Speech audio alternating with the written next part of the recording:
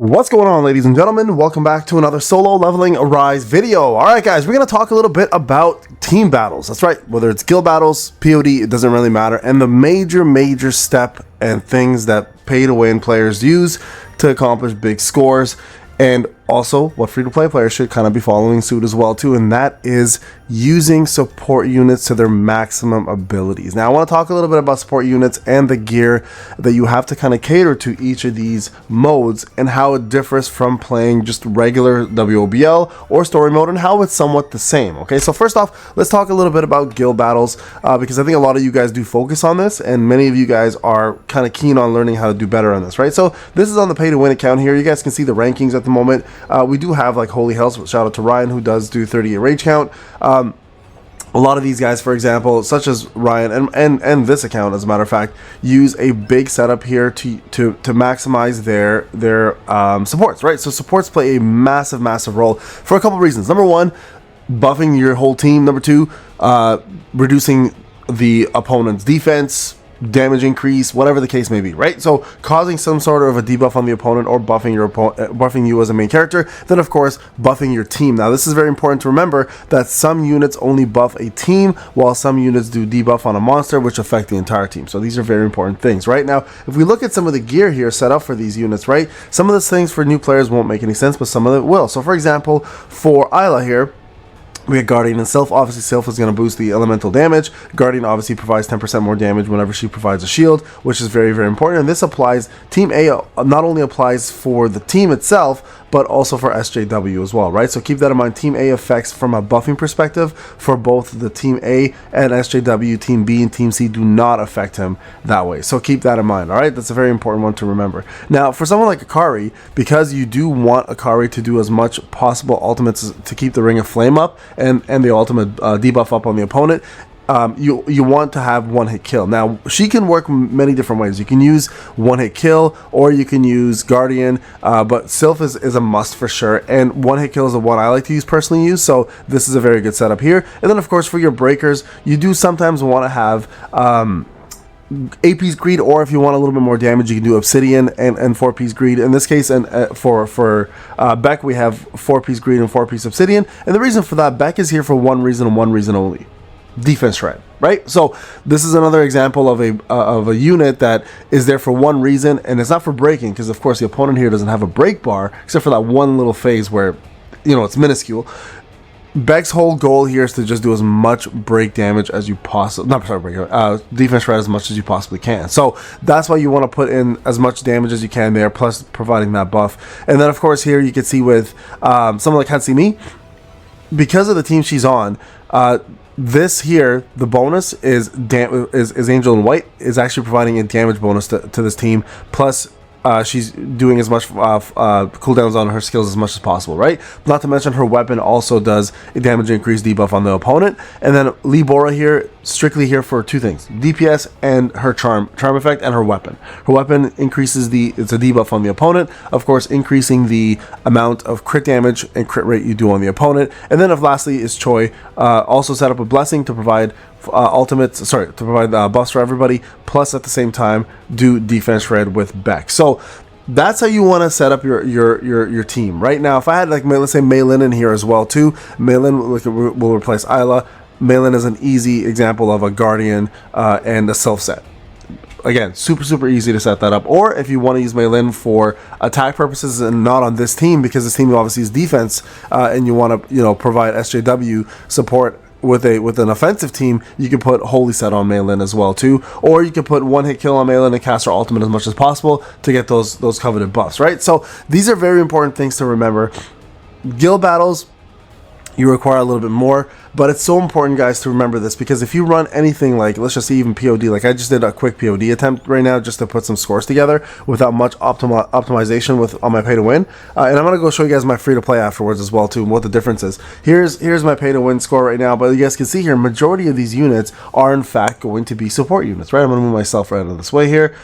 There you guys go. So you guys can see this is my first quick attempt, and this was honestly, half of it was auto just because I needed to get something in, but just to show you guys, like I have Isla, Libora, and Charlotte. So again, Charlotte's the DPS, Libor's the support, Isla's the support, and then over here we have Harper, who's technically a support because of the ultimate increase and dark damage increase. We have Meilin, who's support, and then technically Choi is a support. So everyone here is just supporting SJW to do as much possible damage out as he possibly can, right? So this is very important because again, you guys can see the gear setup here is focused primarily on support, except for this team. This team's a little bit more. This team's a little bit more DPS than the last team, but if you look at the Harper team here, right here, you guys can see again Guardian, Sylph, Breaker set, and Blessing set, right? All there to support SJW. So very important to remember that. Now you guys see the score here, obviously with the pay to win. Now let me go into my free to play and show you guys the difference between free to play proper setup, free to play like actual attempt with very poor support. And you'll see the difference. It's huge. So give me a sec, I'll be right back. Alright guys, now we're on the free to play account. So let's just take a quick little gander here and look at what the difference is in regards to scores, etc. Right now you have to remember my SJW actually is pretty buffed up on my free to play account. I don't have legendary magnifying slashes and a few other legendary skills. That obviously complicates things, but overall my gear is pretty crazy. I do have really good cores, right? Maxed out cores, and I do have almost A10 weapons here. So I mean, it's not too far off, but the difference between my scores is going to be the fact that my supports are absolute garbage on my free to play account, right? Let's take a look here. For example, my rage count here for my free to play is at 22, right? But if you look at the actual reasoning behind that and why it's not higher, is because my actual support is really bad here, and they're not optimized, not to mention. So my supports are A3, A2, A3 here, A1. My min is A1, or sorry, A2. Their sets aren't optimized. I'm using Blessing set. I have one holy set with no